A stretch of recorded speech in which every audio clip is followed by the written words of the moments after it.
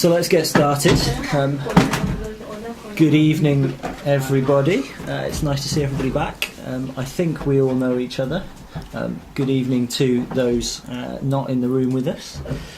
We're going to be carrying on with, we've been looking at the Gospel records, at the story of the life of Jesus, and so we're going to kind of pick up where we left off. We want to look at the Last Supper and the Garden of Gethsemane. و سلام و خوش آمد گفت به همه و شما که نبودید تا الان ملحق شدید. ادامه میدیم بحث رو با داستانا و جای مختلف کتاب مقدس.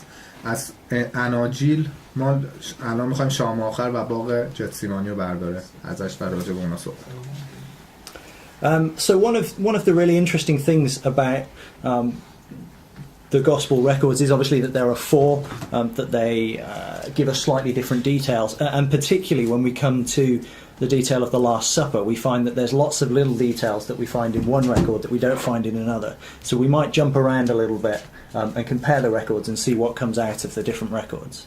و یه نکته جالبی راجع به اناجیل که 4 تا ما انجیل داریم به اناجیل چهارگانه، یه سری اختلافات نوشتاری راجبش هست، یعنی نه اینکه رو کل حرف اختلاف داشته باشن، یه سری جزئیات رو یک انجیل نوشته که انجیل دیگه ننوشته و مثلا راجع به شام آخر یه سری جزئیات هست، اطلاعات هست که توی سری انجیل هست، توی سری دیگه اطلاعات دیگه هست. من میخواد هی بپر از این انجیل به اون انجیل و این بتونیم تا این جزئیات رو مقایسه کنیم. And it's something very interesting about the presentation that the different gospel writers give us of the life of Jesus. So sort of when we think about the Last Supper, Matthew has a chapter, Mark has a chapter, Luke has a chapter, more or less.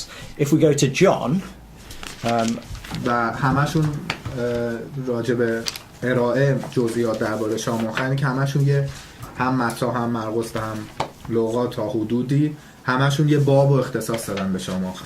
الان بریم به یوحنا. When we go to John chapter 13, the beginning of John chapter 13 is the beginning of the record of the Last Supper, of the events that take place in the upper room. باب 13 یوحنا از همونجا که شروع میشه دقیقاً شروع شام آخر و اتفاقاتی که تو اون اتاق افتاد. And in John, that lasts right up until the end of chapter 17. So there's 5 chapters in John. و 5 chapters. و از اول 13 تا آخر 17 جان اختصاص داده به شام آخر. 5 باب اختصاص داده به شام آخر. So John records for us loads and loads of detail about the things that Jesus says to his disciples in the upper room, in this last conversation he has with them before he goes and is taken and arrested and crucified. و یوحنا بین این اناجیل بیشترین تایم و زمان و مطلب اختصاص داده، 5 باب اختصاص داده به صحبت‌های آخری که عیسی مسیح تو اون اتاق کرد قبل از اینکه به صلیب کشیده بشه. So John's only 21 chapters long, and a quarter of that almost is taken up with this like one day in the life of Jesus. و 21 باب داره یوحنا و خیلی جالبه 1/4 از کل این کتاب اختصاص داده شده به این یک روز عیسی مسیح. So we want to start in John. Let's go to John chapter 13 and see the first kind of really significant thing I think that happens. و یوحنا باب 13 و بریم بخون اولین چیز فوق‌العاده و مهمی که نوشته شد. And perhaps we recognize this story if we go to John chapter 13 and we read verse 4 and 5. آیه 4 و 5 از یه جا شروع کنید. از شام برخاست و ردا از تن به در آورد و حوله‌ای برگرفته به کمر بست. سپس آب در لنگی ریخت و لگنی ریخت و شروع کرد به شستن پاهای شاگردان و خشک کردن آنها با حوله‌ای که به کمر داشت. مرسی. So who is Jesus? کیه مسیح؟ عیسی مسیح کیه؟ He's the king of the آدم ساده که پای شاگردانش میشه. Ordinary man who washed his disciple. Okay, but so he's going to be the king of the kingdom that's going to come. He's the anointed, he's the chosen of God, he's God's only son. مسیح کسی که قراره شاه شاهان باشه در پادشاهی خدا، کسی که مسح شده به دست خدا و تنها فرزند خدا بود. But this is the sort of man that he is, that I don't think there are any kings today or prime ministers or presidents that you would find washing the feet of their friends. ولی این مرامی بود که داشت و میگه امکان نداره تو این دور زمانه پیدا کنید کسی رو که حالا چه وزیری باشه چه رئیس جمهوری باشه بخاطر همچین اخلاق و مرامی داشته باشه. But this is the sort of king that Jesus is. This is a man who loves the people that follow him. و این مدلیه که عیسی مسیح بود، کسیه که پادشاهی که همه پیروانش رو دوست داره. That everything we see Jesus do, the love for the people that follow him comes through. و چیزی که ما همیشه از مسیح دیدیم عشقی بوده که نثار کرده نسبت به هوادارش و کسایی که پیروش بود. And he's trying to teach his disciples, the people that follow him, a very important message. و داره تلاش میکنه به همه پیرواش و شاگرداش که اونجا بودن یه پیغام خیلی مهم بده. Because Peter, who's one of the disciples, says to him in verse 6, you know, "You're my Lord. Are you going to wash my feet? I should be washing your feet." Is basically where he's coming from. و چون تو آیه 6 می‌بینید که پتروس که یکی از یارای خوبش بود میگه که آیا تو می‌خوای پای ما رو بشوری؟ ما این که بعد پای تو رو بشوریم. And Jesus says to him in verse 7, you know, you don't understand this now, but you'll understand it afterwards. و مسیح تو آیه 7 جوابش میده و میگه الان اینو متوجه نمیشید و بعداً متوجه کار من میشید. And then Peter says in verse 8, you know, this isn't right. You will never wash my feet. و پتروس بهش میگه که به هیچ وجه نمیذارم پای منو بشوری. And the answer of Jesus in verse 8 is, you know, if I don't wash your feet, then you've got no part with me. You've got nothing to do with me. و آیه 8 مسیح دوباره جوابش رو میگه اگر من پای تو رو نشورم هیچ وقت سهمی از من نخواهی بود. So this is something very important to Jesus. He says, if you don't do this, you know, you're nothing to do with me. و چون پس اهمیتش داره مسیح میگه چون داره میگه اگر این کار نکنی اصلا نمیتونی جزئی از من باشی. So what do we think he's trying to teach them? فکر میکنید داشت تلاش میکرد چی رو بهشون یاد بده؟ افتادگی رو. Being humility. Yeah, being humble, being yeah. یه درسی باشه برای همه ماها، نه تنها شاگردان، حتی برای ماها. مثلا هیچ کسی رو از خودمون بزرگتر ندونیم. Teach us a lesson that never consider anyone bigger than consider us ourselves bigger than others. Yeah, absolutely. And this is one of the last messages that he's trying to leave with them is, you know, the life following Jesus isn't a life that's about you. It's about looking after other people and always considering them greater than ourselves. و دقیقاً همینه و داره بهشون یاد میده زندگی که قراره بعد از من داشته باشید زندگی نیستش که توش بخواید به فکر خودتون باشید و بعد تلاش کنید بقیه رو خدمت کنید. But the language that he uses is also very interesting, I think, because he says in verse 8, if I don't wash you, you have no part with me. و ادبیاتی که مسیح داره استفاده میکنه خیلی جالبه چون داره تو آیه 8 داره میگه اگر تو رو نشویم سهمی از من نخواهی بود. And so I think he's also making a reference there to something else that disciples of Jesus have to do. و داره بهشون یه ارجاعی میده یه رفرنسی میده که به یه کار دیگه‌ای که قراره رو انجام بدن. یعنی داره خیلی به در میگن دیوار بشنن. داره غیر مستقیم داره ربطشون میده به یه اتفاق دیگه. Something which involves being washed. چیزی که به شستن ارتباط چیه؟ Yeah, I think so. I think there's a reference there when he says, "If I don't wash you, you've got no part with me." He's saying, you know, part of following me is being baptized, is acknowledging that you have sins that need to be washed away, that need to be cleansed. و دقیقاً همینه داره به صورت غیر مستقیم بهشون میگه که باید اذعان کنید که گناهکارید. یعنی داره غسل رو میکشه وسط تا بهشون بگه که یادتون نره که گناهکارید و برای اینکه سهمی از من باشید باید گناهانتون شسته بشه. And these two ideas, I think, go hand in hand. That acknowledging that you need to be baptized is about being humble, is about saying, you know, I have done wrong and I need Jesus to save me. و دقیقاً این دوتا نظریه دست به دست هم میده با هم جفت میشه. این که اذعان کنید و اعتراف کنید گناهکاریم دقیقاً یعنی این که فروتنی و این دوتا آدم باید فروتن باشه تا بیاد گناهش رو اقرار کنه. وقتی نیاز به غسل پیدا میکنیم یعنی که داریم اقرار میکنیم که گناهکاریم و این دوتا دست به دست هم.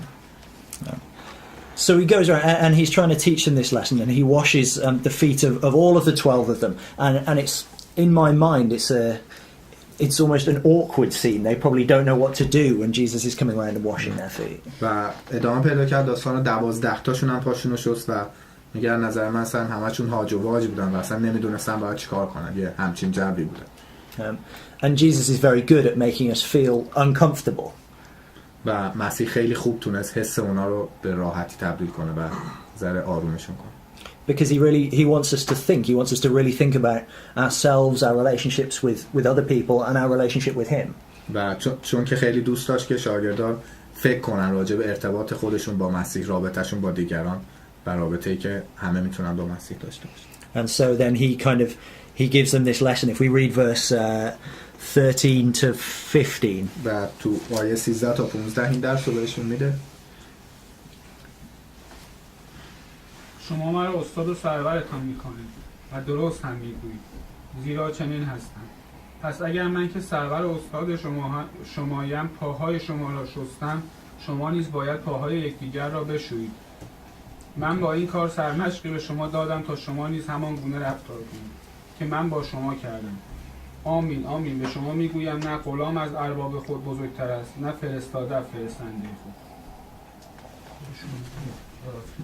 Okay, so that's what we're talking about. I think that goes back to what Brother Abdul said about not thinking anybody is greater than you.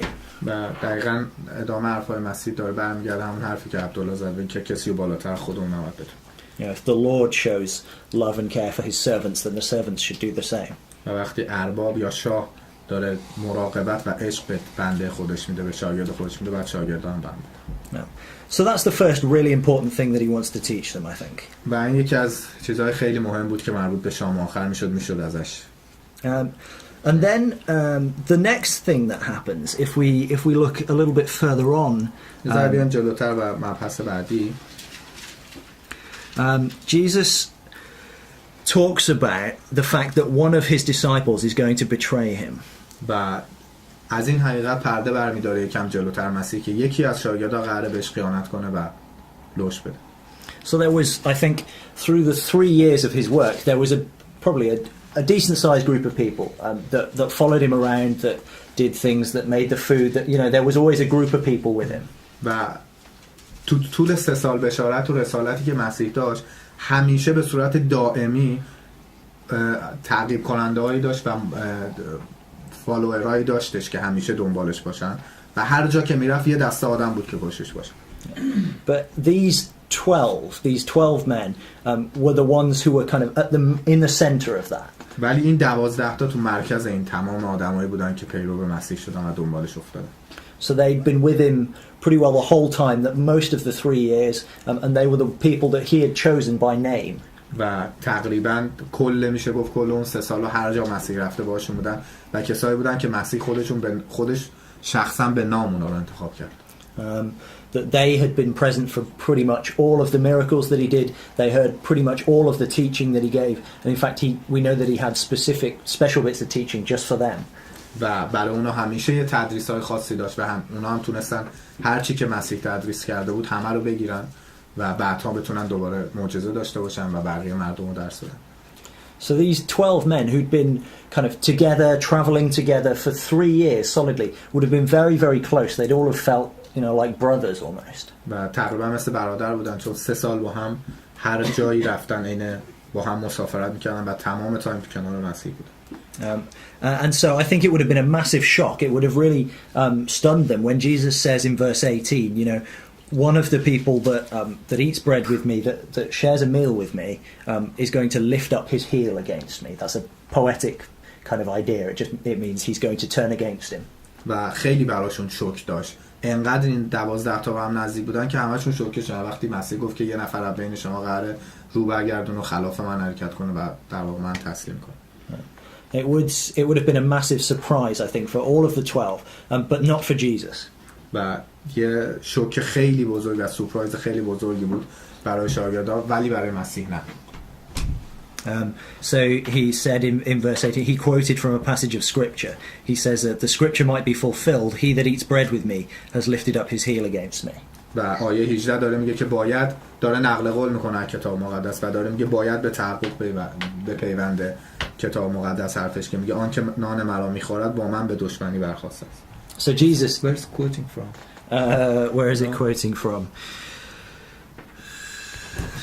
it's not in my margin, which is unusual.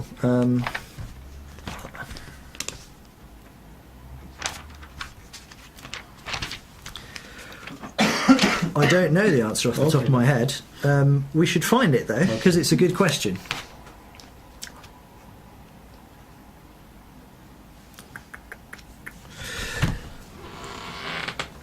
Let's search.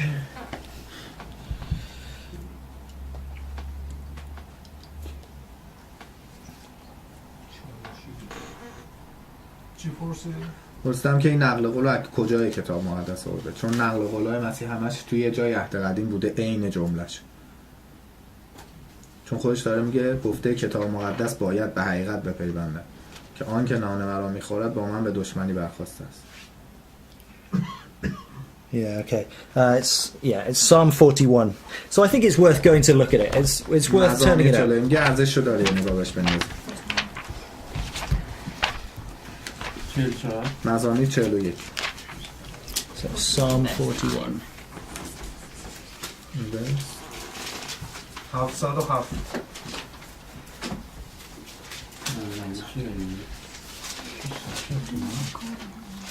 مثلا کل باب من دارم من همش راجع به همینه، راجع به کسی که خیانت. So this is This is a psalm from the time of David, and David, who was one of the great Old Testament kings of Israel, during his reign there was a rebellion where one of his sons rebelled against him and tried to take the kingdom. و اینجا زمان داوودی که بزرگترین پادشاه اسرائیل بوده و اینجا زمانیه که شورش میکنه یکی از پسراش علیهش تا حکومت رو از بگیره از داوود و داوود داره اینجا این مزمور رو میخونه. And one of David's great friends, who was a very wise counselor who gave him kind of policy advice, turned against him and supported the rebellion. و یکی از نزدیکترین دوستان داوود که مدت‌ها باهاش بوده و کلی ایده‌های قانونی مقرراتی به داوود میداده همیشه باهاش بوده به نفع این شورش پشت میکنه به داوود. So there are a few different psalms that David writes about this time and about how he feels about being betrayed by this friend. و یه چندین تعداد مزمور داره داوود که راجع به این نوشته که چه احساسی داره وقتی یه نفر بهش خیانت میکنه.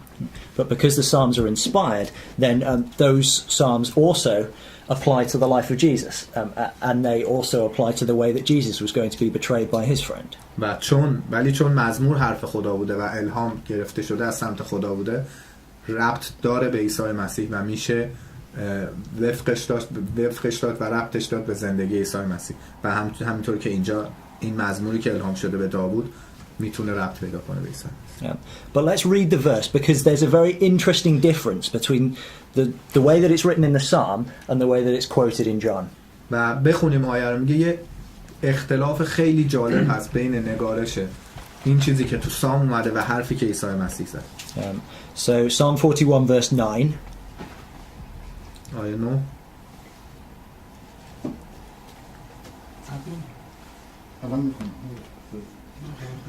حتی دوست خالص من که بر او اعتماد می داشتم آن که نان مرا می خورد با من به دشمنی برخاسته است. So there's a couple of differences, certainly in my version, kind of small differences of word or whatever that don't make any difference, but there's one really significant change. و یه سری اختلافا میگه تو الان ورژنی که خودش داره استفاده میکنه بعضیش خیلی نیست ولی میگه یه اختلاف فاحش داره و با معنی. چیه؟ بین این دوتا متن خودم کتاب ندارم. بین این دوتا نقل قول مسیح و چیزی که تو مزامیر 41 اومده میگه یه اختلافی هست.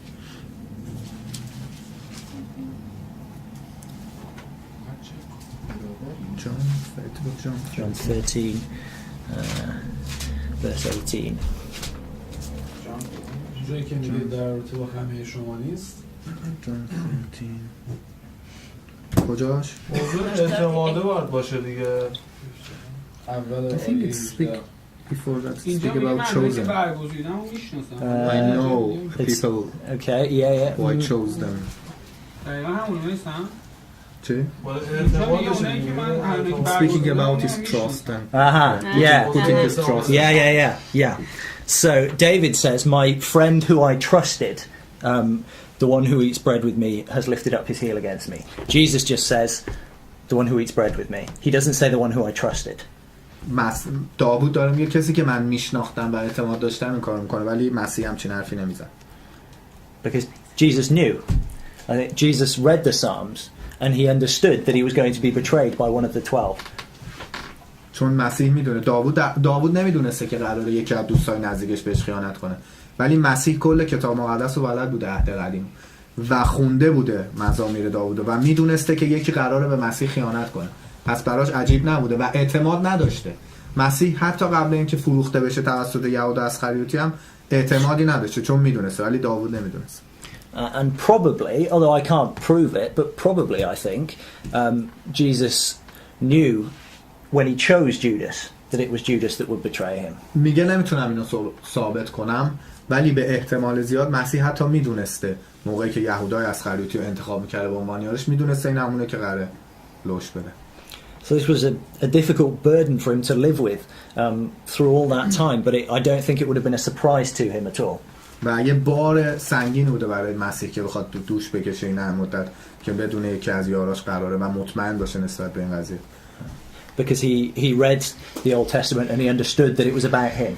و چون اون عهد قدیم رو خونده بوده و کاملا مسلط بوده و میدونسته که همش راجع به خودش. So I think Jesus knew and Judas knew, but if we come back to John now, I think for all of the other 11 of them, it would have been a massive shock to hear Jesus say, you know, one of these, my closest friends, is going to betray us. و پس یه شوک خیلی بزرگی بوده، چون فقط مسیح میدونسته و خود یهودا اسخریوطی و 11 تا دیگه شوکه شدن. And the disciples kind of are starting to turn to each other and to say, well, who is it? Is it you? Is it you? Is it me? And we get a flavor of that from John. و اینجا شاگردا مثلا تصویر داره میکشه که اینجوری رو به هم میکنن و میگن کی قراره این کارو بکنه، اصلا تو میخوای بفروشی؟ من همه تو ذهن خودشون دارن فکر میکنن که کیه این یار نزدیک که میخواد بفروشه. So in John 13 verse 22, right, then they start to look at each other and they start to be suspicious. Is it you? Is it you? و آیه 22 داره این تصویر رو شرح میکنه، به تشریح میکنه که به هم نگاه میکنن و به هم مظنونن و شک دارن و 22 میگیم که شاگردان به یکدیگر نگریسته در شگفت بودن که این را درباره که میگوید. And there's one disciple that Jesus seems to have been particularly close with. In verse 23, leaning on Jesus' bosom was one of his disciples whom Jesus loved, it says. و آیه 23 داره راجع به شمعون صحبت میکنه و که خودش داره میگه که یکی از شاگردای بوده که خیلی مسیح صورت خیلی منحصر به فردی دوستش داشت. Do we know? Anybody tell me who that disciple is? کسی میدونه اون یار کی بوده؟ یهودا. نه اینی که داره No, so Peter is in verse 24, so it can't be Peter. نه آیه 23 داره میگه یکی از شاگردان که عیسی دوستش می‌داشت نزدیک به سینه او تکه زده بود. میگه این یاره کیه؟ جان. So we can't be 100% definite. We can't say yes absolutely. But there is this character that comes up in the Gospel of John again and again who's called the disciple that Jesus loved.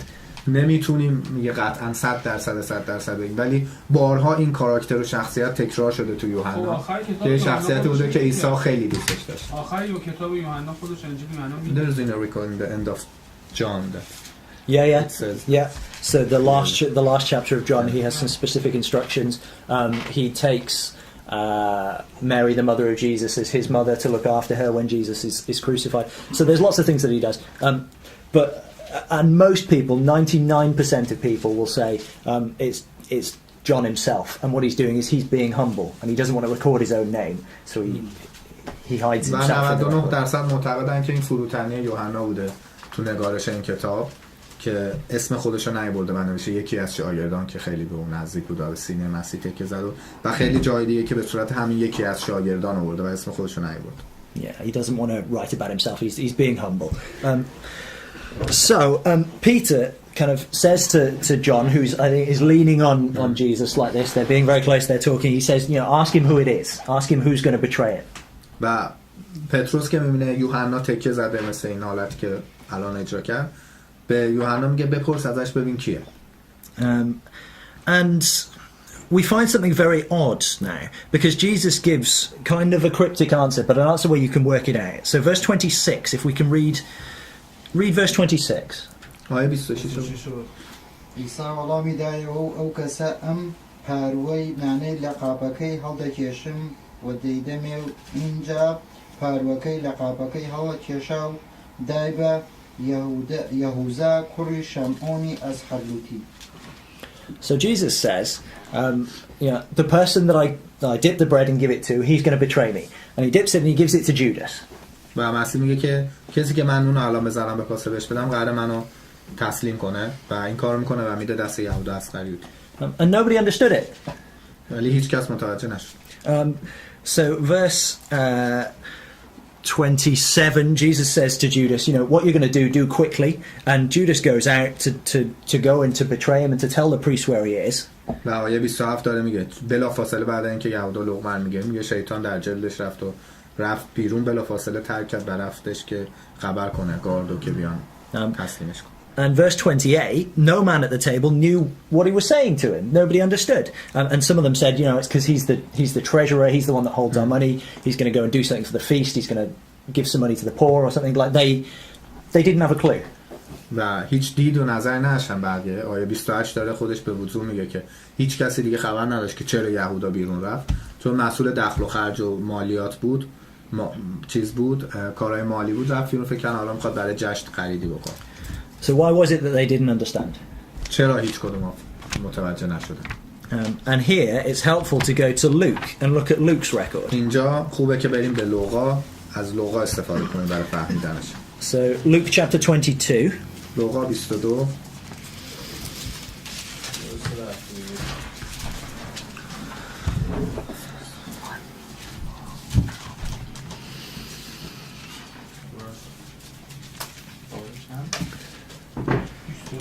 Luke chapter 22. And so we're in the same place. If you look at verse 21, 22, 23, it's the same. We're at the same point of time, yeah? 21 22 23 دقیقاً همون لحظه رو داره تشریح میکنه. So Jesus is talking about the one that's going to betray him.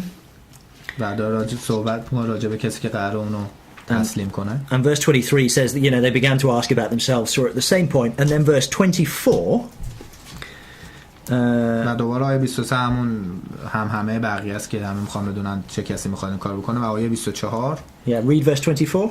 آیه 24 رو بخونید. نیز جدالی میانشان در گرفت در این باره که کدام یک از ایشان بزرگتر است. Okay.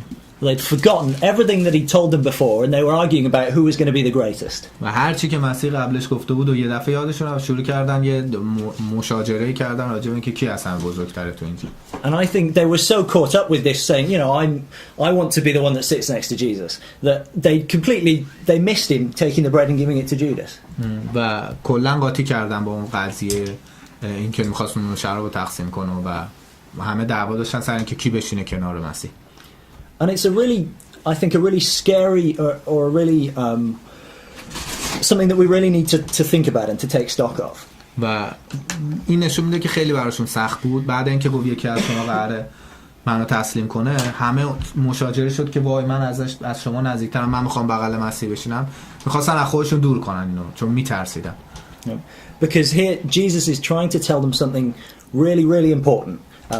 And they just completely miss it, and they're more interested in their own things and feeling important. و چون مسیح میخواستش که یه چیز خیلی خیلی مهمو به اینا متوجه کنه و اینا اصلا کلا قاطی کردن، رفتن سراغ خواسته خودشون و با خواسته های خودشون قاطی کردن، رفتن سراغ حرف خودشون و مشاجره خودشون. And if it was that easy for them, when they had Jesus there face to face with them, we really need to think about where our priorities are and how easy it is for us just to get lost and think about our own things instead.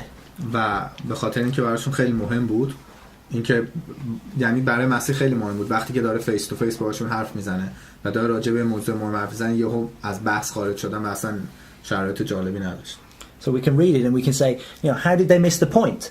And then we can say, oh, we're so much better than that. We'd never do that. And of course, it's not true. و دقیقاً این دلیلیه که باعث شد هیچ کدوم هم بقیه 11 تا نفهمن که کار یهودا اسخریوطی بوده و چرا یهودا رفت بیرون. به خاطر اینکه بعد اینکه مسیح اینو عنوان کرد یه همهمه‌ای شد و همه شروع کردن گفتن من یار محبوبشم، من میرم کنارش میشینم و اینا. هیچ کسی نفهمید که منظور مسیح چی بود. اگر میفهمیدن حتما نمیذاشتن دیگه. If they knew, maybe they stop. If they knew other 11. Okay, yeah. I think if they point, maybe they stop. So a bit later on, Peter attacks somebody with a sword to try and protect Jesus. So I think if they had known, absolutely they would have gone for Judas. So it's in the hand of God. I think it was important that they didn't understand at that time. و مهمی بود که نفهمند و این خواست خدا بوده. قطعا همچین اتفاقی میفته، همونطور که جلوتر الان میریم به واقع جتسیمانی شروع میکنه توضیح که پتروس شمشیر میکشه و میزنه گوشه طرف میفته. But that doesn't absolve them of any of the blame for that. ولی خب این گناه رو نمیتونستن هیچ کدومشون جذب کنن سمت خودشون. مثلا توی لوقا آیه 21 نوشته که آن کسی که قصد تسلیم من را دارد با دست من در سفره است. اینو میتونیم اینجوری هم تشبیه کنیم دیگه. توی یوحنا اینو نگفته ولی نوشته که یه تکه نانی رو در کاسه فرو برد و داد به And verse 21 chapter 22 is different language from John.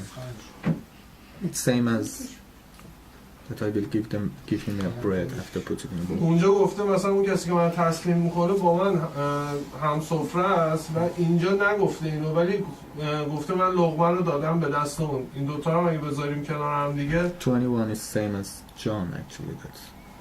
He mentioned that I will give him and put it a bread.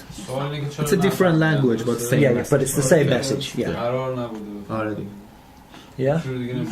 نه اولش گفت یه سری تناقضاتی داره که میشه تو این کتاب نوشته اونجا نوشته اینا میگن از این برداریم بغل اون بذاریم اینطوری دقیقاً همینه دیگه. الان دلیل این که نفهمیدن چرا یهودا اصلا کی رفت بیرون چرا رفت بیرون اون مشاجره بود که تو یوحنا نوشته نشد. Yeah. Is there a question? No? No. Okay, cool. Good.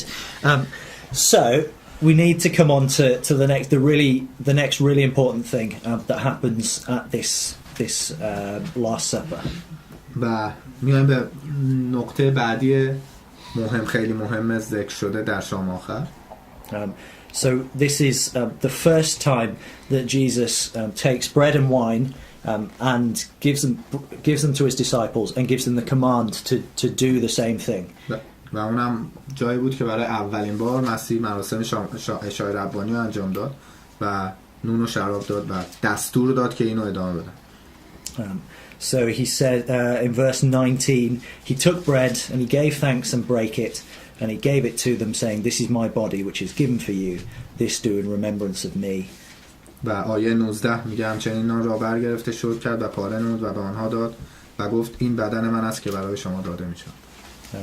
And in verse 20 he does the same thing with the cup of wine. و آیه 20 هم همین کار دقیقاً با یه جام شراب انجام میده. And this there aren't very many things that are directly recorded as kind of as commands that Jesus says you have to do this. خیلی دقیق و مستقیم نیست که به صورت حکم مسیح گفته باشه که باید اینو انجام بدید. So there are a whole load of kind of what we call the commandments of Christ, which are kind of things about the way to live your life, the way to react in certain situations. But there are only really, I think, two things that he tells us you absolutely have to do. و تمام چیزهایی که خیلی مهمه میگه تمام چیزهایی که به عنوان حکم و احکام و دستورات مسیح تو کتاب مقدس اومده هیچ کدومش رو 100% مسیح نگفته که باید انجام بدید. همش راجع به نحوه زندگی و اینکه بهتره چجوری باشیم، راه و روش زندگی. ولی این یه دونه اون چیزاییه که قطعاً خیلی مستقیم گفته باید انجامش بدید. So those two things are baptism and break. و اون دو تا چیز بوده که خیلی مستقیم مسیح گفته باید انجام بدید. غسل و عشای ربانی. Yeah. Okay. And again, it's an interesting thing if we've never thought about it. You know, why does he in the middle of the meal, why does he take some bread and break it in and give everybody a piece and say, it's really important that you keep doing this? What does it mean? و یه چیز دیگه که باید شاید بهش فکر کنیم که چرا باید وسط وعده غذای اونم شام پسح یه تیکه نونو بشکونه و بده پخش کنه بین شما، اگه باید اینو انجام بدید توی اون لحظه به اون مهمی این کارو انجام داد. Anybody? What does it mean? چه معنی داره؟ He was speaking about همونطوری his که خودش crucifixion. گفته دیگه، گفته این بدن منه، اینو همیشه به یاد بیاری. کسی که از دست من He wants to clarify them and show them that he will go and you're gonna crucify them. Okay. His body will be broken. راجع به همبستگی همشون نبوده؟ چی؟ راجع به یکی شدن همبستگی همشون مثلا همه رو کنار هم Does that mean, یه رتبه بهشون داده. does he wants speak about being united and union? و همشون مثل خود عیسی، چون آخرین بار بوده که دیگه با اونا به صورت قبل از اینکه به صلیب کشیده بشه با اونا همراه بود توی شام. واسه بهشون اینجوری اشاره بکنه که دیگه از این بعد امکان داره من نباشم ولی هر کدومتون مثل منید. And maybe Jesus wanted to teach them that this is our last supper, and after that supper, I no longer with you, and both all of you must be with me. Okay. Follow my path. که مثلا آخرین چیزی که مثلا که میره زندان و میمیره و دوباره که مثلا And he was aware about his crucifixion. Yeah. Okay. So یعنی همین رو می‌خواست بگه نگفته که کسی که باهاش سر یک سفره بوده و عزیزترین کس بهش بوده همون این شخص رو تسلیم میکنه، یعنی هم سفره بودن باهاش می‌خواست اینو تو جمع شاید نشون بده. And maybe he wants to show them that all of you are equal and that one of you didn't trade me. Okay. So lots of good answers, lots of correct answers. There's a lot of facets, I think, to the symbology. He gives us some of the keys in this verse, doesn't he? و یه سری همش درست بود، همه سوالات درست و کامل بود، ولی یه سری سمبل گرایی داره که تو این آیه هست. So the first kind of key to what it means, this bread, he says, is my body, which is given for you. So this bread represents the body of Jesus. و اولین نکته کلیدیش و کلمه کلیدیش که میگه این نون بدن منه. And he says, this do in remembrance of me. و اینو انجام بدید برای یادآوری من. So the first thing he wants is he wants people to take the bread and to think about what he did. و پس اولین چیزی که خواست اینه که نونو بگیرن و فکر کنن که مسیح چی کار کرده اصلا، چی رو به خاطر بسپرن. He wants us to come together every week and take some minutes, maybe longer, to just stop and think about what he did and why he did it. فقط میخواستش که بهشون بگه که باید هر هفته دوره هم جمع بشید و فکر کنید، حتی شده چند دقیقه بابت اینکه چی کار کردم و چرا این کارو کردم. سوال به این هر هفته اشاره کرده؟ Does he mention about every week the time? No, so he doesn't. So what he says is do this as often as you do it, and we don't have to only do it every week. So when we come to Acts, if you look at the example of the church in the first century, the first churches, they did it once a week on a Sunday. و میگه برگردیم به اعمال رسولان، خود مسیح نگفته هر چقدر که میتونید، یعنی تمام. الان هم اجباری نیست برای هر هفته انجام دادن، ولی تو اعمال رسولان که میبینیم نامه‌ها و حکمایی که شاگردا دادن به کلیساهای سال اول میلادی همشون گفتن هر هفته یک شنبه. So that was the example that kind of we follow, is that they came together once a week to do it. But it also says that the apostles and the people who went about preaching went to people's houses and sometimes broke bread every day. و این کار این الگویی که ما انجام میدیم که هر هفته میایم دور هم جمع میشیم و یادآوری میکنیم، ولی خب توی یه سری گهگاه بوده، توی یه سری مواقع بوده که شاگردا هر روز میرفتن به یه سری خونه ها این کار رو انجام میدادن. And so there's nothing to stop us doing it more often. It's a lovely thing to do when brothers and sisters in Jesus come together to the same place. و یه چیزی که غیر قابل توقفه، یعنی نباید متوقف بشه و چیز خوب و دوست داشتنی هم از خیلی میتونن برادر خواهر دور هم جمع بشن و انجام. But at least once a week, because it's important that we just take that time on a weekly basis to just put everything into perspective and think about what he did for us, the way that he was prepared to die for us. ولی خب خوبه که حداقل هفته یه بار دور هم جمع شیم و یادآوری کنیم که همه چی به صفر برسونیم، به صفر واگذار کنیم و فقط فکر کنیم راجع به اینکه چی کار کرد و چرا این کار رو کرد. Because we've already said it's very easy for us to lose perspective. و چون گفتم خیلی ساده است برای ما که بخوایم دیدمون رو اصلا دیدگاهمون رو به زندگی گم کنیم، پس بهتره که حداقل هفته یه بار اون یادآوری بشه. So he talks about the bread being his body which he gave physically for us. بعد داره خود مسیح میگه که من بدنمو فیزیکی آوردم و برای شما دارم میدم به صورت فیزیکی. And the cup of wine being his blood, which again is about his death, isn't it? It's about him shedding his blood for us. و دوباره اون جام شراب هم بیانگر خونشه که ریخته شد به خاطر ما. یعنی داره میگه خون ریختن نماد جون دادنه، یعنی جونشو داد برای ما. If we think about it on a physical level, why do we eat bread and why do we have to drink? اگه فیزیکیشو بخوایم، جسمیشو در نظر بگیریم، چرا شراب چرا نون؟ چرا باید؟ You mean why bread and why wine? No, why do we need to eat? Why do we need to drink? چرا نیاز داریم بنوشیم؟ بخاطر اینکه نیاز داره بدن. تمام چیز بدن به الکل نیاز. خب به نون مخصوصا نه میگه چرا میخوریم. You mean why we eat it and drink it? خب خون ریخته شدهشون Maybe we can touch it. We could touch it. Why we drink it? Okay, yeah, okay. So why do we eat? Because if we don't eat, we die. Yeah? Yeah. You need to be sustained. You need to get energy, so you need to eat. And that food that you eat becomes part of you. Yeah?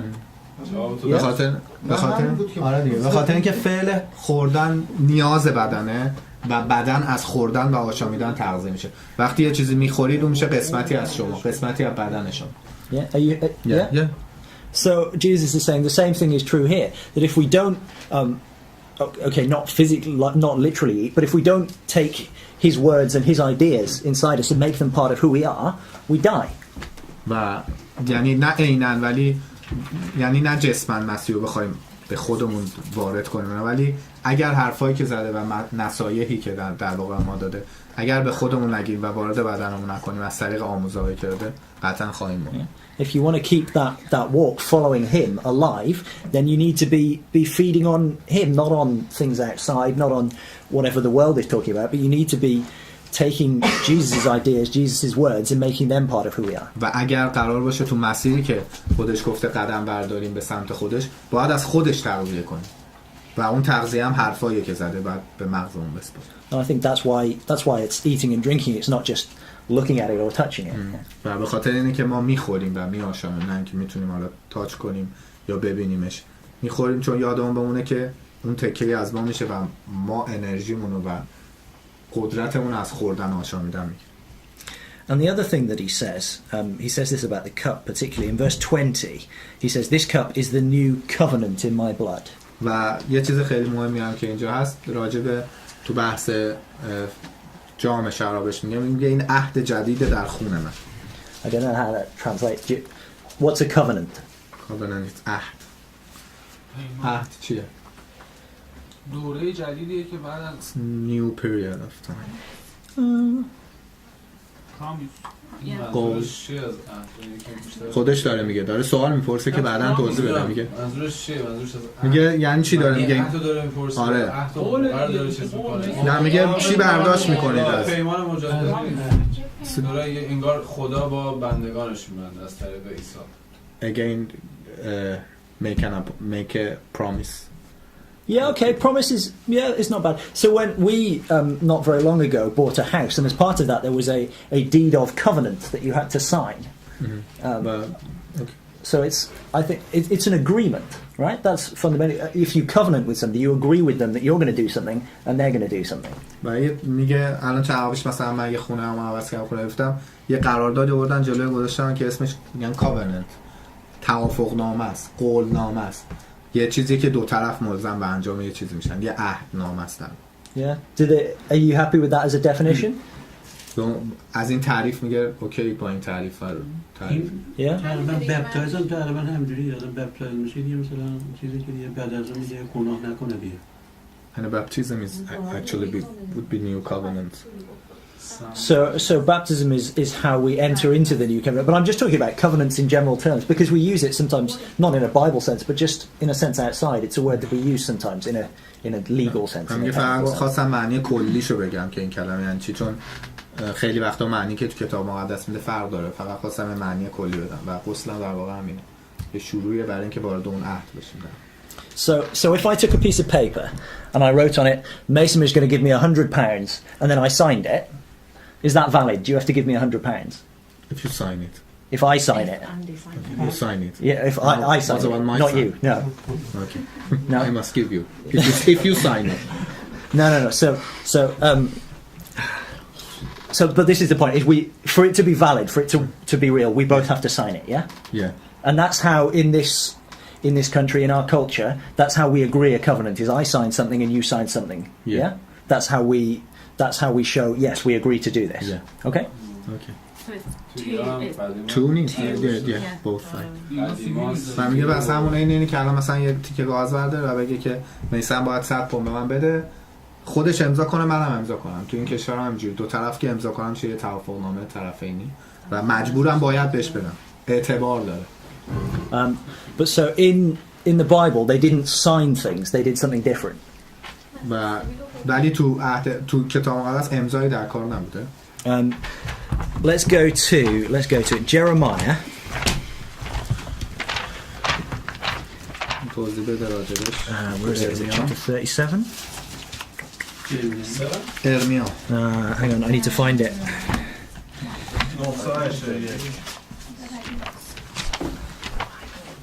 Hang on, it is chapter 7 ارمیا میشه 34, sorry, chapter 34. باب 34.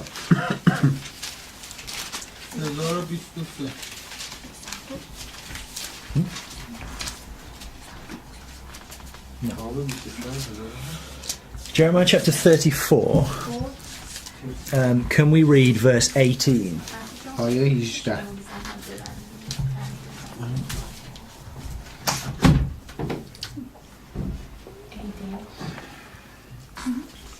بخونم.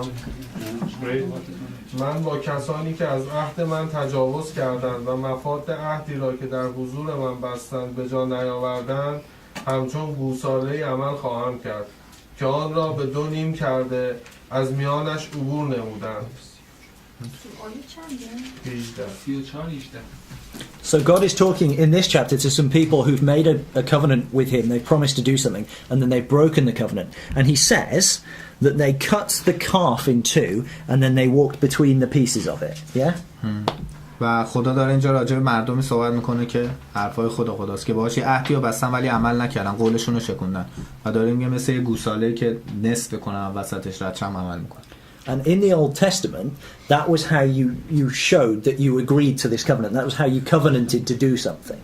You took an animal, you divided it up, so you offered it as a sacrifice, you divided it up, and then you put the parts out on the floor and you walked in between them.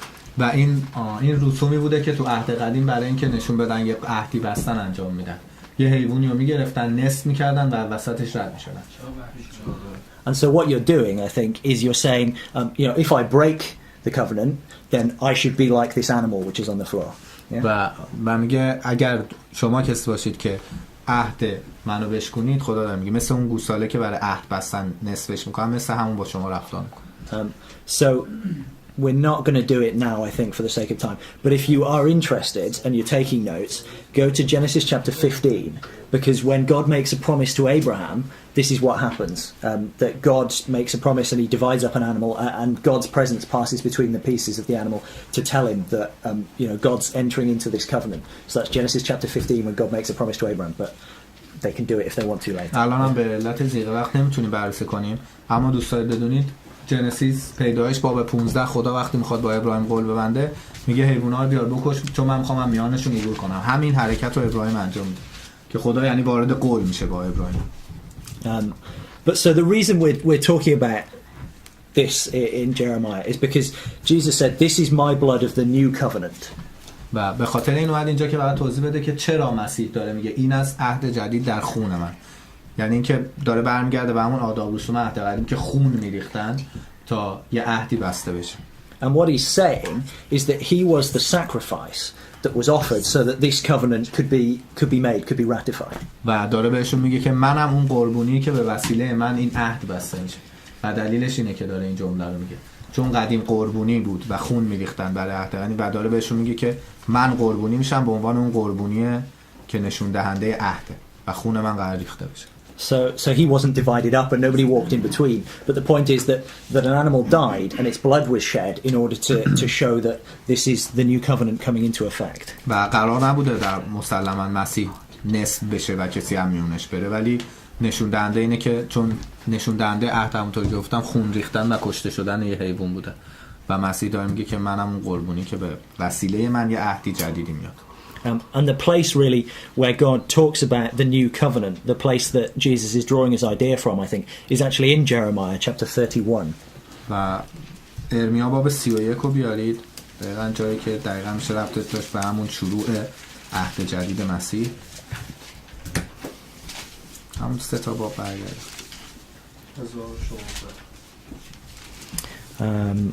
Jeremiah 31 verses, we need to read a few verses, so verse 31 to 33, no, first to 34, so 31 to 34. 31 تا 34.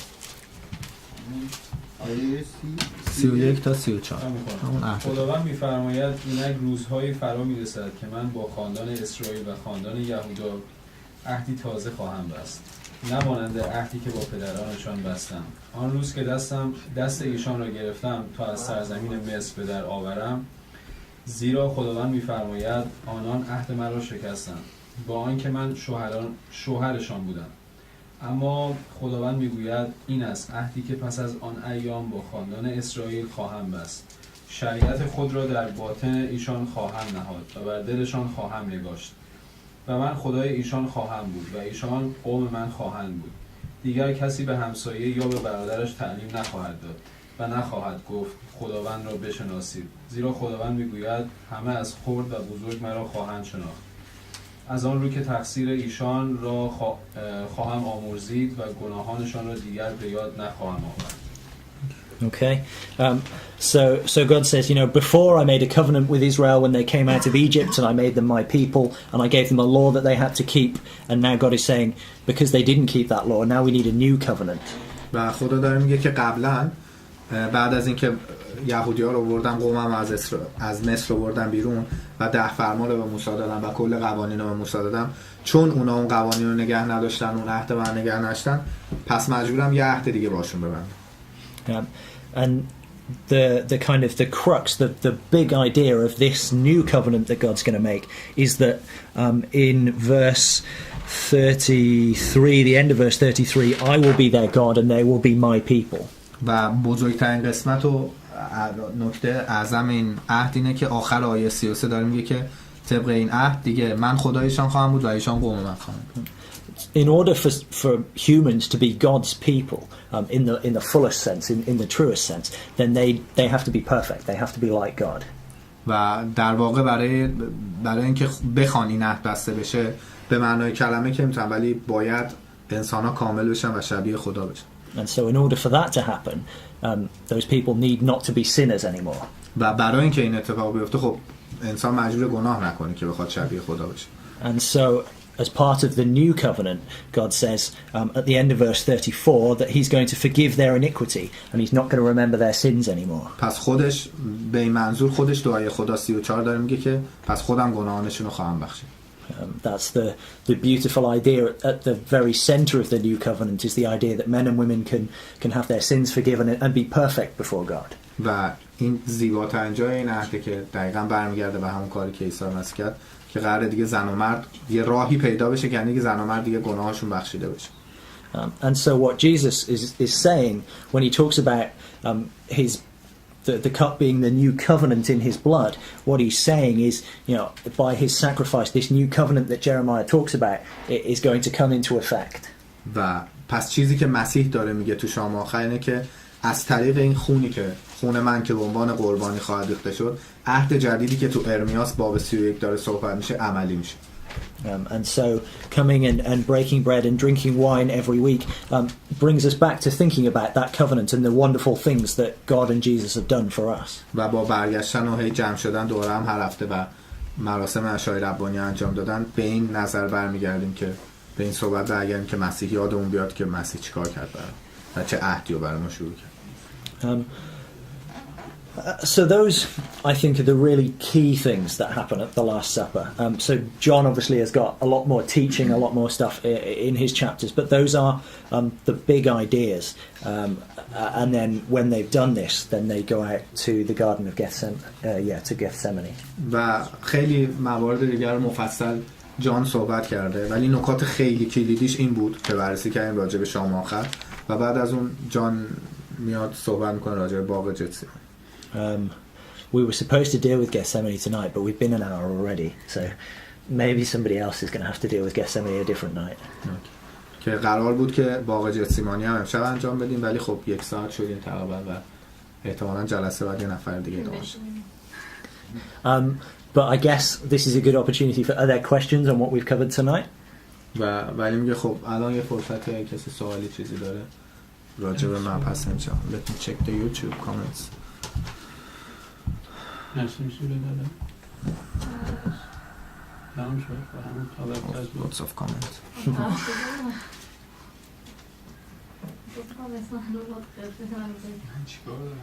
نه داره بکن من آموزم Sonia mentioned the question here. Okay. He said Jesus knew already about Peter will deny him 3 times. But why he was one of the best disciples? Jesus knew about his nature and what he's gonna to do. So when we read about Peter in the Gospels, he's a very different character from Peter in Acts. Peter in the Gospels is foolhardy. Do you understand this word? No. Okay. He's no. He's very headstrong. He runs straight into things. He doesn't think. He just lets his mouth go. Okay. Yeah. But Peter in Acts is a very thoughtful, very wise character. و راجب سوالی که سونیا گذاشته بود برای اینکه نوشته مسیح میدونسته که پتروس اونو 3 بار انکار میکنه و رهاش میکنه، پس چرا با این وجود بارها متذکر شده بود که پتروس بهترین یارش بوده و مهمترین امور بشارتی و تصمیم گیریاش هم به عهده پتروس بود. داره میگه که اصلا کاملا پتروس، شخصیتی که پتروس تو کاراکتری که تو انجیل داشته، اناجیل داشته، با شخصیتش تو اعمال رسولان کاملا متفاوته. پتروس تو زمان بودن مسیح و تو زمان اناجیل یه آدم کاملا کله شق بوده که اصلا به چیز، ولی به مرور پخته تر شد و یه شخصیت خیلی حکیم‌تر و داناتر پیدا کرد. کلا میشه تقسیم کرد پس مسیح بعد از مسیح خیلی یارو میشه. خیلی. In Acts, he's a great leader of the ecclesia, and he stands up to the Jewish priests and the Pharisees, and he tells them what's right and what's wrong, and so it needed somebody with that strength of character and that kind of fierceness, but he just needed to learn to control it and to direct it. و اون همون کسی به همون کسی تبدیل شد که پتروس قد علم کرد جلوی یهودی‌ها و فریسیان و جلوی زندانشون وایساد و خیلی وقتا یه جایی بعد صبر کرد. نیاز به یه سری شخصیت‌ها هست، ولی مسیح نیازی نبود اون زمان بخواد هدایتش کنه، چون میدونست خودش قراره به چه شکلی در بیاد و به خاطر هم مثلا لقب صخره بهش داده بود، چون خیلی سرسخت بود و جلوی همه می‌ایستاد. And this experience of denying Jesus was part of that process. It was part of, he needed to be humbled. So we were talking about the need for humility at the beginning, and that was part of Peter learning how to be humble, in order that he could be built back up again into a true kind of spiritual leader. و این دقیقاً پتروس هم خب نیاز داشت. ما اول جلسه صحبت کردیم راجع به اینکه باید فروتن باشه و اینا، و چون خیلی کله شق بود و کار میکرد نیاز داشت یه سری اتفاقا بیفته و اون انکار کردنا خیلی کمک میکرد که یه سریا خودشون، یعقوب یادتون باشه برادر یوسف خودش قبول نداشت برادر مسیح، بعد از رستاخیز مسیح ایمان آورد و نیازه که یه جای فروتنی کنه و تا دوباره برگرده به اون شخصیت هستش. I hope that answers the question, Sonia.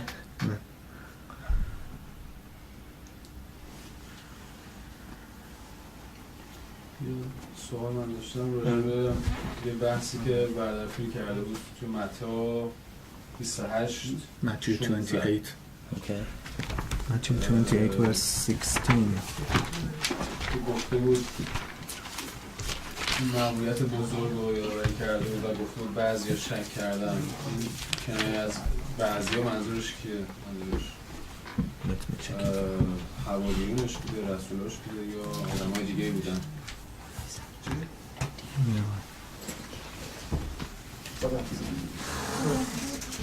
متی 16 متی 28 16 Matthew 28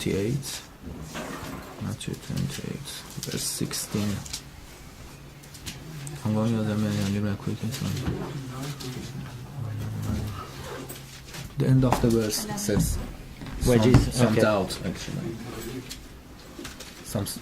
some of them was suspicious So not 28. So yeah Matthew 28 verse 16 28 verse 16, end of the verse what happened where Jesus had appointed them. این نداره اصلا you've got a verse Okay. you've got a phrase more than Okay, no, when they saw him they worshipped him, but some doubted. some Okay. doubted منظورش verse کیه؟ What's the question? who were some doubts So we read about, for instance, in John, we read about Thomas. to Yohana John Thomas Thomas. Thomas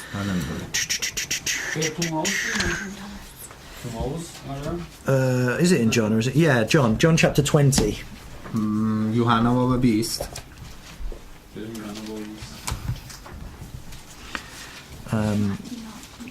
So in John chapter 20, Jesus appears to the disciples after his resurrection, and he talks to them and stuff. But in verse 24, آیه 24 خیلی ها شک کردن خب بعد از رستاخیز مسیح بهش yeah, you have to explain the context. But verse 24, Thomas, who was one of the 12 called Didymus, was not with them. آره یکی آیه‌اش امام که عیسی آمد توما یکی از آن 12 تن این همون موقع است که مأموریت بزرگی بهش این توما was doubted So Thomas wasn't with them, yeah? And then verse 25 we need to read. و آیه 25 رو ببینیم میگه پس دیگر شاگردان به او گفتن خداوند را دیده ایم اما او به ایشان گفت تا خود نشان میخا را در دستهایش نبینم و انگشت خود را بر جای میخا نگذارم و دست خیش را در سوراخ پهلویش ننهم ایمان نخواهم. So Thomas says, you know, I don't believe that you've seen him. It's not possible. And he says, I have to touch him. Yeah. And so that's what happens. In a few verses' time, Jesus appears again, and Thomas is there, and then Thomas believes. So I think it was a big deal, right? To say that he'd risen from the dead. It was very tempting to say, you know, they're delirious, they've gone mad, they're just imagining things. So I think we know about Thomas from John. I think we don't know for sure, but I think probably some of the others weren't sure, and they needed to talk to him, to touch him, to understand that yes, it was true. و توما رو میگه داریم حالا نوشته منحصرا نوشته شده تو یوحنا ولی خب احتمالاً کسای دیگه هم بودن که شک نداشتن و مسیح بعد بر رستاخیزش خیلی‌ها گفتن که باید حتما از جلو ببینیم و حرفی که شنیده بودن رو باور نداشتن و نیاز بود که خودشون شخصا مسیح رو ببینن. خب قطعا یه سری‌ها هنوز قبول داشتن تا زمانی که مسیح خودش خب آشکار سوالی در فکر گفت که اینجا اشاره به 11 نفر کرده ولی منظورش 11 نفر نبودن، افراد دیگه اونجا بودن که شک داشتن. گفته اون 11 نفر مطمئن بودن که عیسی. He said that brother Phil has been mentioned previously that it means other four from apart from 11 Yeah, disciples. that's entirely possible as well. Yeah. این هم امکانش هست. ولی اون چیزی که تو چیز نوشته توی مرقس 16 و توی مارک 16 دقیقا اشاره کرده که اون 11 نفر اصلا اشاره نکرده به کسی دیگه. آیه I think, I mean, just to come back to that, so Matthew 28 says the 11 disciples went into Galilee, and when they saw him, they worshipped him, but some doubted. So I think probably it means some of the 11, but possibly there were others there as well. It's not, you can't say that definitely they weren't. و آیه میگه برگردیم اگه به متی آیه 16 داره میگه 11 نفر رفتن به کوه ایستادن ولی خب ننوشته که دیگه کسای دیگه هم باهاش بودن یا نبودن که اما خب چیزی که فقط ذکر شده اون 11 نفره. حالا نمیشه قطعا گفت. منظورم اینه که آیا این تناقض چیه؟ چی تناقض؟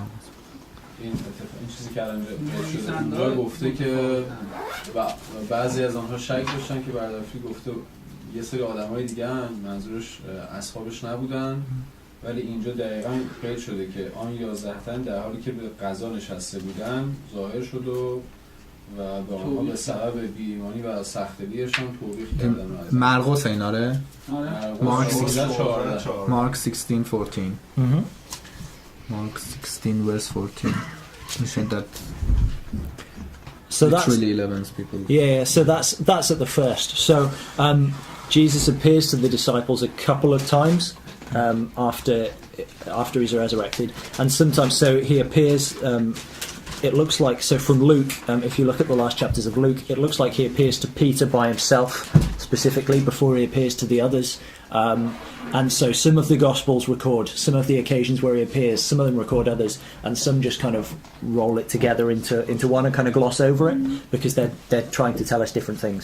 و این قضیه همین شام آخره دیگه، دیدگاهایی که باش نوشتن، اون اتفاقایی که نوشتن از دیدشون متفاوته. الان میگه تو لوقا نوشته که اول قبل اینکه به اینا بیاد به پتروس اومده، بعد اومده به 11. سوال من اینه که قبل از اینکه مأموریت بزرگ رو دوششون بذاره خب مطمئن بوده به 11 نفر؟ His question is before he appealed to them and then before he give them their responsibility, the big responsibility, he was sure about them and about their faith actually. Yeah, okay, so the question is about the use of the word unbelief, effectively, yeah, that it says they didn't believe. So I think, I would say he knew their personalities, he knew who they could be and what they could do for him. I think when Mark talks about their unbelief, you have to appreciate that it's a huge thing that they were being asked to believe. And at that point, although he talked to them about it a little bit, he talked about it a bit cryptically. They hadn't had evidence at this point until he appeared to them. So kind of their faith was shaken. It was a huge deal to see the Lord taken and arrested and scourged and then crucified.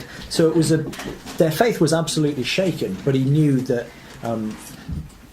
they would come through it with the right coaching. چیزی که میگه اینه که میگه قطعا مسیح میدونسته که اونا چه شخصیتی دارن و چی کار خواهند کرد براش، اما مسلما ایمان اونا هم لرزیده و چیز کوچیکی نبوده اونا باش مواجه شدن. اونا مسیح رو دیدن که اون همه اتفاق براش افتاده و قطعا به عنوان آدم شک کردن همشون تا وقتی که ببینن و مطمئن بشن، چون اصلا نمیتونستن قبول کنن. مواجهه بزرگی بود. آره پس از رستاخیزش نوشته کسانی رو که او پس از رستاخیزش دیده بودن باور نکردن. یعنی برای انگار بار چندم بهشون ظاهر شده پس از رستاخیز و بازم با این حال باورشون. آره خودش گفت خیلی‌ها بودن که بارهای مسیح مجبور شد خودش رو بهشون نشون بده. همین یارا تو بین یارا هم بودن کسایی که مجبور شد مسیح چند بار بهشون نشون بده. ایمانشون لرزیده خیلی جا قطعا، چون خیلی چیز بزرگی بوده که بخوام باش مواجه شن. یعنی خوندن این ساده است، ولی اینکه بگی طرف مرده اون بلا رو دیدن سرش افتاده بعد یهو بیاد